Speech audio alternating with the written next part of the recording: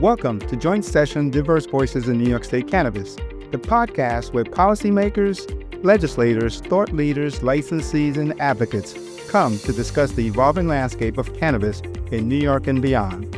I'm Herb Barbot, former Director of Operations in New York's Office of Cannabis Management. Each episode, we bring you in-depth conversations with key voices shaping policy, business, and advocacy, plus expert insights on the latest developments impacting the industry. And now for the episode. Welcome to episode 3 of season 2 of Joint Session. This is Herb Barbot. In this episode, we are extremely pleased and fortunate to speak with Tabitha Robinson, formerly from the New York State Office of Cannabis Management, and now the Director of the Maryland Cannabis Administration, in one of her first interviews. But first, a little spin around the news. During this past week, the Missouri Department of Health and Senior Services put out an RFP for a cannabis market and economic impact study to determine whether or when the department will be required to issue additional cannabis facility licenses, and if so, how many, where, and of what type. State law allows regulators to increase the number of cannabis licenses in the state if necessary to meet demand and to ensure a competitive market, while also preventing an overconcentration of marijuana facilities within the boundaries of any particular local government. Beyond licenses, regulators want the study to look at the overall economic stability of the regulated market, including strengths and risks, with a special emphasis on the regulated market's impact on economically distressed areas of the state. Smart move, Missouri. The Show Me State says, show me the data. Also in Missouri this week, State Auditor Scott Fitzpatrick called on the Missouri Department of Revenue to do a better job of ensuring tax compliance in the state's growing cannabis industry.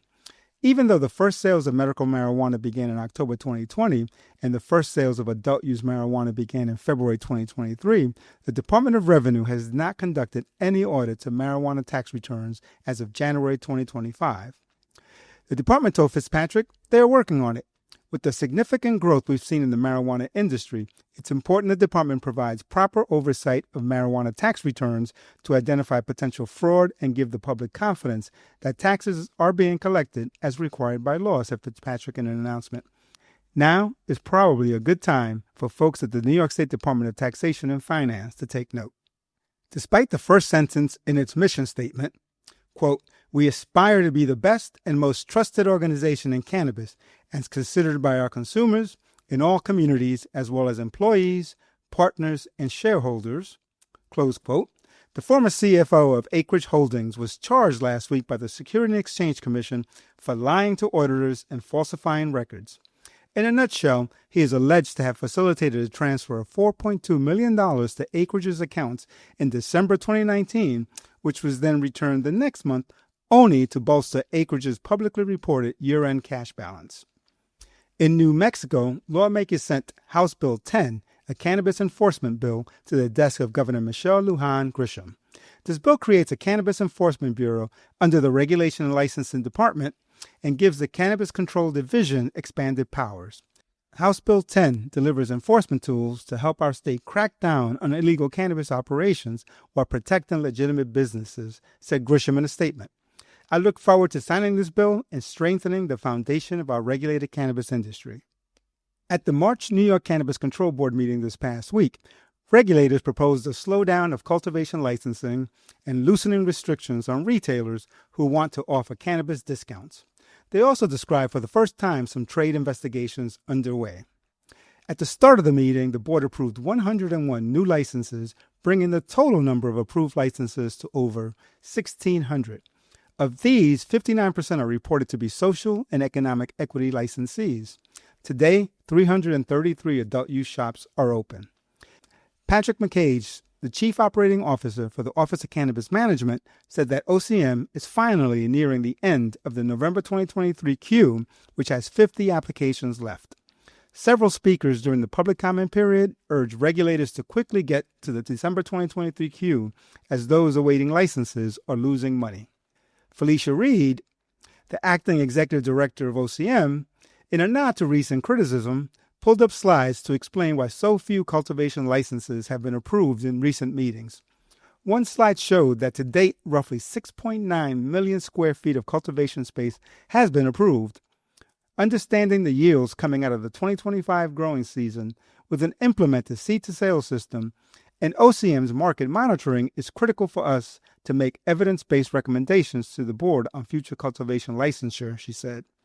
At this time, she continued, OCM recommends that the board slow the pace on cultivation license approvals pending outcomes from the 2025 growing season.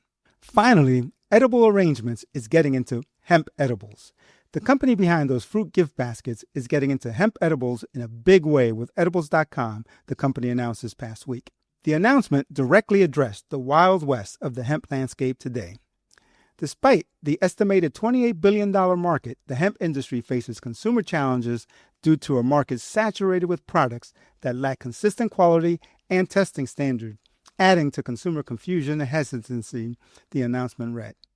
Edibles.com tackles this head-on with a robust education center, reliable delivery, and partnerships with leading product innovators. Edibles.com started their rollout in Texas at the end of the week, and the company said it plans to follow with expansion in the Southeast, including Florida and Georgia. The announcement also stated that select products will also be available for nationwide shipping where legally permitted in the coming weeks, broadening accessibility.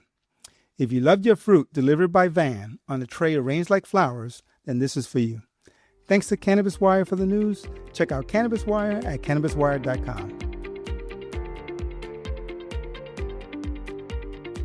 I'm truly honored to introduce my former colleague and now the new director of the Maryland Cannabis Administration, Tabitha Robinson. Tabitha was previously with the New York State Office of Cannabis Management, where she served as the Executive Director of Economic Development and the Acting Chief Equity Officer. Now, I have to brag a little bit about Tabitha's academic achievements. Tabitha received her bachelor's degree in international relations from Stanford University, studied abroad at Oxford University, and also has an MBA from Harvard University, as well as a law degree from Harvard. Welcome, Director Robinson. Thank you, Herb. Thank you for having me, and it's great to see you again. No, it's great to see you, and thank you so much. I can only imagine how busy you must be at this time. So I want to talk a little bit about your experience in New York, but then also, of course, talk about what you're expecting in Maryland. So I know it must have been a difficult decision. It's a great opportunity, but I'm sure it was a difficult decision to leave New York State, leave your colleagues there. What motivated you to make this move? It was a difficult decision, honestly. I really loved being with New York's agency. I was born and raised in New York, so in many ways, it's a safe home base for me. Mm-hmm. Ultimately, what made this decision to Maryland is that it just feels like an amazing opportunity. Maryland, as a cannabis industry, is in really strong position right now and has a lot of potential to continue growing its market.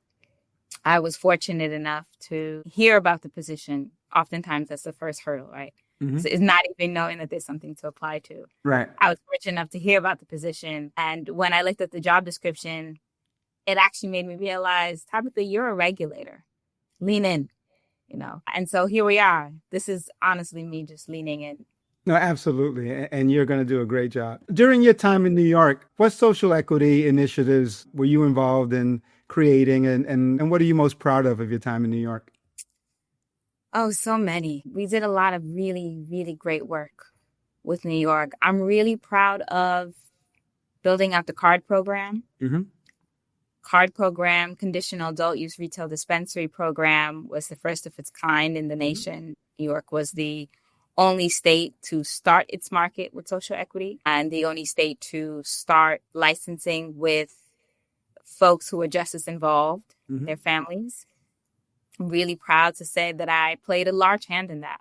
Mm-hmm. And the CARD program has faced numerous challenges with rollout, with litigation. And despite that, it's really been able to succeed. When I left New York, over 300 of the retailers had come through the CARD program. So that's a tremendous feat. I'm also really proud of the social equity work we were able to do in New York, specifically with our social and economic equity groups. So under the MRTA, which is the dominant statute in New York's cannabis law, the dominant statute in New York's cannabis industry, mm-hmm. priority has to go to these social and economic equity groups, right? They include women-owned businesses, minority-owned businesses, distressed farmers, service-disabled veterans, individuals from communities disproportionately impacted, and then an extra priority group. And I was really proud that we could exceed the statutory goal. Statutory goal was 50% of licenses should go to those applicants, and we succeeded it. When we exceeded it, when I was leaving New York, I believe we were at 54%. So another strong accomplishment. Now, what lessons from New York social equity program, lessons good and bad, do you plan to use in Maryland? So many. And this is how it is with regulation. We as regulators are learning from our own experiences daily, and we learn from the experience of other states. One of the things that I take with me from New York is the understanding of organized interests. Right? There are many people who have an interest in the cannabis industry, but they're not all organized. And oftentimes policy gets shaped by those who are the most organized. But as a regulator, our job is to look out on the lay of the land and fully understand everyone who has a seat there. That's one of the things that I really hoped to accomplish here in Maryland, is to get a sense of those interests that are organized, but also those interests that are less organized, those voices that haven't yet bubbled up to the top, but truly matter here. And I hope that we can continue to build out and grow this industry, really understanding all the folks at play. So what do you see as the biggest challenges facing Maryland cannabis, especially for small businesses and social equity goals? Maryland had a social equity only round between the end of 2023 and 2024, early 2024. They were able to they were able to hold a lottery with over 200 social equity applicants. And every state defines social equity differently. So what it has meant in New York is not necessarily what it means here. But the goal is the same, right? Providing opportunity to those who haven't really had it yet, especially within cannabis. Maryland now has the challenge of getting those awardees operational. Right now, there have been over 190 conditional licenses issued to those folks within that lottery. And now we need them to open their doors. They're given a provisional period of about 18 months from the time of award to the time they had to open. In New York, it was 12 months. I'm very grateful that we have a longer time frame here to work with. And there's a lot that I learned in New York around how to get stores operational, how to get processors and growers operational, that I bring with me here to Maryland and hope to have more facilities open very soon. So Maryland began cannabis sales in 2023, right? Adult use sales. Adult use sales in 2023. How would you assess the state of the market currently? State of the market is strong. I think Maryland, they really, I got to give it to them. They really helped themselves in sort of paving the way towards success. Maryland was fortunate to have a lot of medical operators. So whereas New York has had around 10 for the past many years, Maryland has had way more than that. Okay. At the time of adult use legalization, July 2023, Maryland had over 140 medical operators that automatically converted if they elected to convert. So that was a seamless transition that Maryland designed in allowing their medical operators to come online for adult use immediately. That's allowed a strong adult use market to flourish, right? To really grow and to build off of the tailwinds that had already been built in the medical market. New York, unfortunately, had that opportunity because of the way that the two-tier market was designed in New York and because of the way that the medical and adult use separation is in New York. Yeah, no, I was at Ocean City last year I spent a day in Ocean City. And as I was driving, I did notice a couple of shops, and it's still like new enough, right? That when you see one, you notice it. So I was very pleased to see that, they were operating in locations that I thought were great locations to be in. Now, as the new leader in the Maryland Cannabis Administration, how would you measure the success of your social equity programs? We are always looking at the number of businesses that are open We're always looking at the number of businesses that are profitable. We're looking at what costs they've incurred as they attempted to operationalize, right? That's huge. So, for example, how much are they spending on build out? Where are their costs the largest? And how do the costs associated with the social equity business differ from the costs of our other businesses, right? Are they the same or are they different? Something I'm very curious about. Also looking at how long they stay profitable. We hope infinitely. We hope that these businesses continue on, that they become opportunities for generational wealth, both amongst our social equity licensees as well as our non-social equity. And so we're definitely tracking what the longevity and the long-term trajectory of these businesses look like. Now, how do you plan to address specific concerns about, and it's happening everywhere, right? Market consolidation, ensuring that smaller businesses are able to compete and stay open. What tools are you looking at to try to accomplish that? Great question. Honestly, I think the only way that we as a cannabis industry can play a role in that is through partnerships with our sister agencies. This consolidation is something happening within cannabis, but also in other industries as well. They're subject to the macroeconomic factors of the country, just like any other industry. And so sister agencies here have been really strong partnerships for MCA. For example, the Department of Commerce has been really helpful. They offer grant funding for Maryland's cannabis licensees. And that sort of startup funding really helps our businesses jump these hurdles, right? So that they aren't forced to make decisions around selling the business or selling significant amounts of equity when they're not ready to. So we'll continue to work with our partners around the state and hopefully develop a larger framework that addresses not just the needs of cannabis, but also fits into the macroeconomic conditions as well. Are there any changes contemplated to Maryland's, sort of regulatory scheme to try to, achieve your goals? That's a really great question. It's something that I'm still trying to wrap my mind around. I'm getting accustomed to a new set of regulations. I'm trying to learn a lot about the history. And that's something that I've come to realize in these first couple weeks on the job is the history is huge. Right. And it's really hard to make decisions around what regulation should look like, even what guidance should look like, without first understanding that history. So before I can say that I change regulation this way or that way, I want to make sure I really understand the history, where the existing businesses have come from, things that they've struggled with in the past. But I will say that the regulations, as they have stood, have been developed to serve the industry in its really early periods. As this industry grows, as time passes on, I understand that we'll probably need new regulations, right, to address the new challenges. Right. Businesses mature, there are fewer startups, fewer licenses will be issued at some point in time. So I will look to change the regulations, just not now.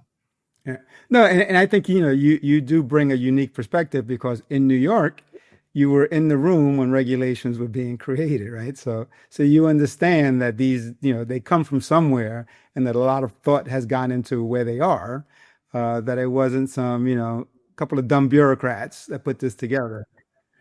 No, many a long night in Microsoft Word drafting with the team. Yes. I remember. So now, what is the state of the medical cannabis market in Maryland? Is it growing? Is it shrinking? I wish I could say otherwise, but it's a nationwide trend. Medical cannabis sales are down once adult use becomes legalized. Mm-hmm. One of my goals in New York was to expand the medical market.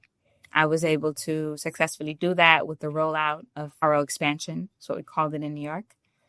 I'm looking to grow the medical market here as well in Maryland. Mm-hmm. Now, it will probably look differently from how I did it in New York because the circumstances are different. And as I've mentioned, Maryland has many more medical operators than New York did. But nonetheless, that remains a very key policy goal of mine is let's grow the medical market. I know it's shrinking nationwide. I know every state is facing the same dilemma, but we don't want to give up on the patients. No, absolutely. And it was actually one of my first questions coming into the regulatory arena is, do you need a medical cannabis industry once you go adult use. But in speaking to physicians, I mean, what I find is most definitely, right, those patients still need to be monitored, not, sort of self-helping themselves, but Exactly. they stay in treatment and, under the care of physicians. And we say that cannabis is medicine. Mm-hmm. And the more you learn about the plant, the more you actually realize this is truly a medicine. It has a recreational function, if you will it to, but inherently it's a medicine. And so I don't want us to lose all the potential that comes from this medicine. I want us to make sure that the market is able to meet the needs of patients, to make sure that businesses are able to drive their revenue growth using this medicine. Of course, everything in a responsible, safe, and accessible ways. But definitely, we want to keep medical alive, strong, and growing. Okay. Are there any initiatives that you're considering to address past harms caused by criminalization? Yes. Repair is a huge part of that, right? Mm-hmm. Repairing some of the harms caused, restoring communities in that way. In Maryland, social equity work is generally conducted by the Office of Social Equity. It's a separate agency. We work very closely with them, but they handle the bulk of that social equity work via statute. But is it only in the cannabis arena okay? Yes, Office of Social Equity, they strictly do cannabis. Mm. And I love that. I love that the General Assembly of Maryland has realized, we need strong resources put towards social equity. We need an agency that is going to really be able to take this on full time, all day, every day. And so we continue to partner with them and work with them on a lot of their initiatives. For example, they have a cannabis repair. I'm going to get the acronym wrong, unfortunately. That's okay. They have a reinvestment, cannabis repair and reinvestment fund. Thank you.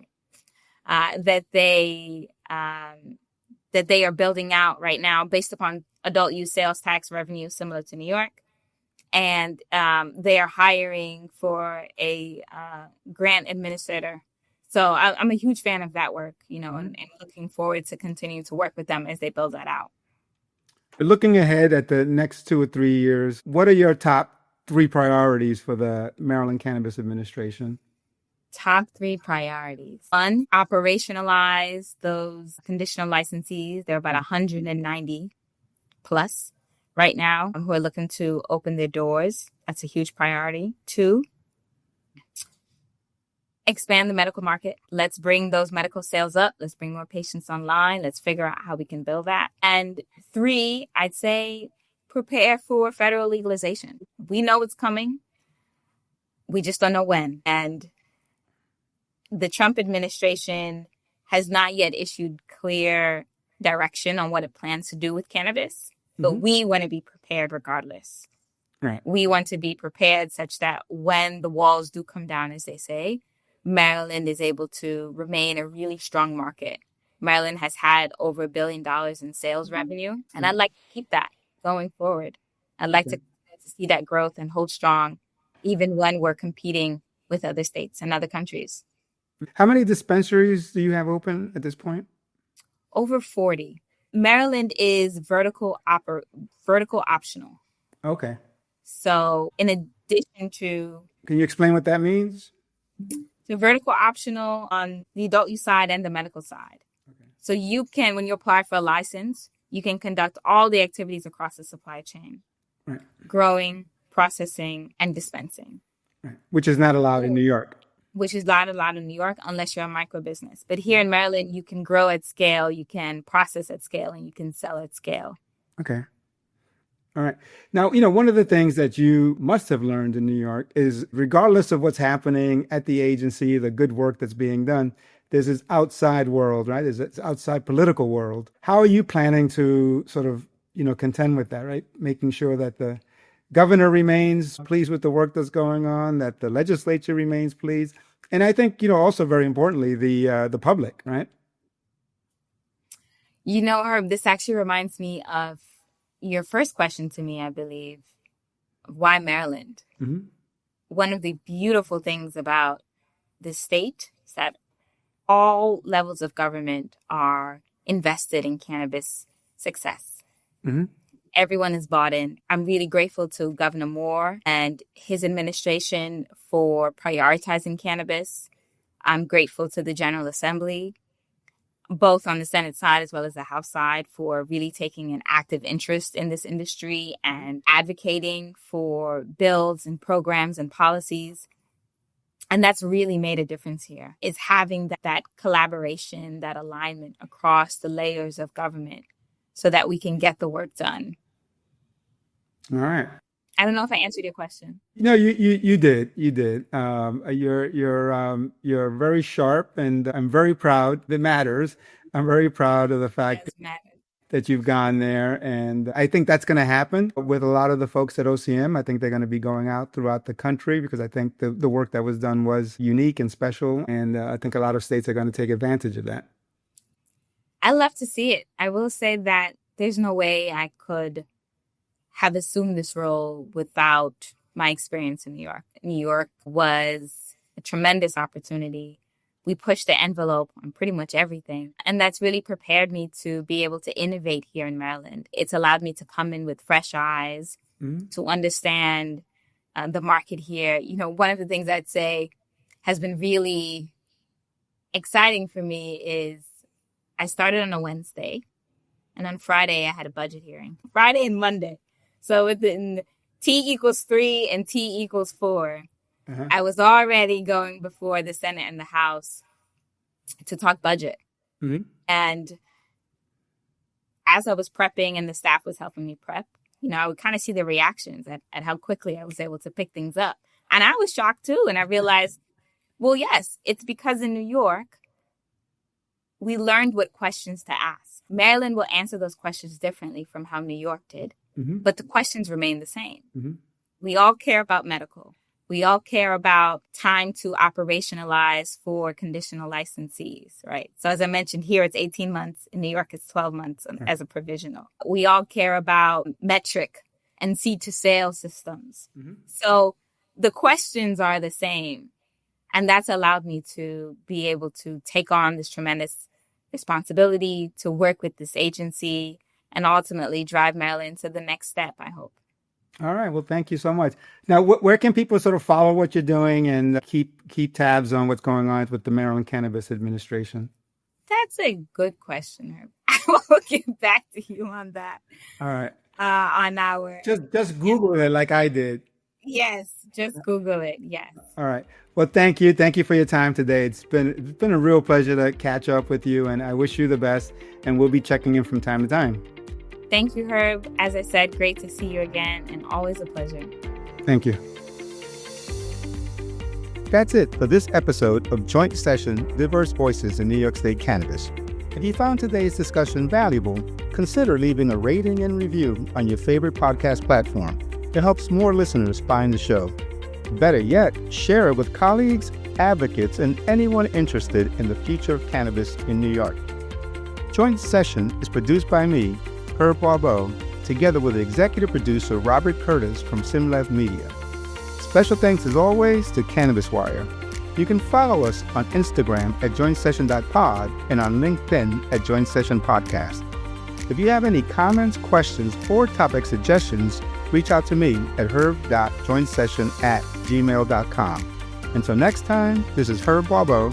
Thanks for listening.